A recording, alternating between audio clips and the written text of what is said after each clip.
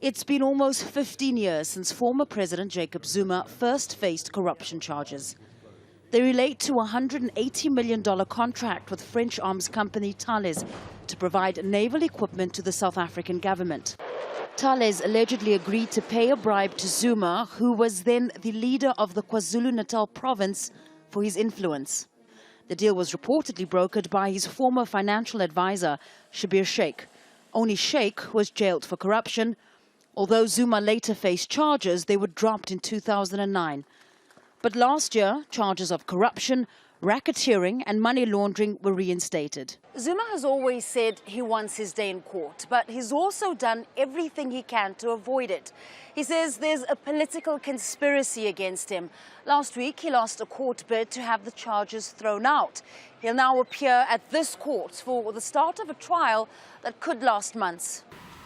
Zuma's legal fees have cost South African taxpayers more than $1 million because the charges stem from his time in office. He's now fighting a court ruling that demanded he pay back that money, saying he can't afford to cover his costs. While many South Africans are calling for corrupt leaders to be held to account, Zuma still enjoys support among others. If found guilty, he could face at least 25 years in prison. Zuma says he's done nothing wrong. Well, I'm interested in the case. I'm not a Zuma supporter, I'm just a neutral person. I just want to know what's going to happen with the trial. I hope Zuma is not, hasn't done all the things that they said he has done. Everyone deserves a chance to explain themselves. Ever since the trial started till now, we're beginning to see that it's not only him who's at fault, but the majority of the people that are in power.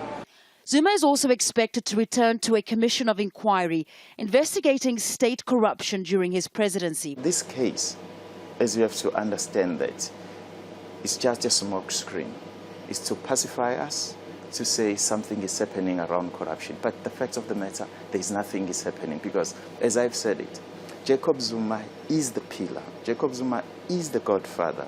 And no one can shake that pillar within the ANC.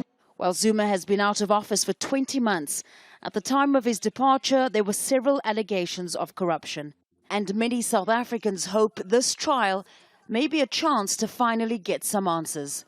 Fahmida, Jazeera, Pietermaritzburg, South Africa.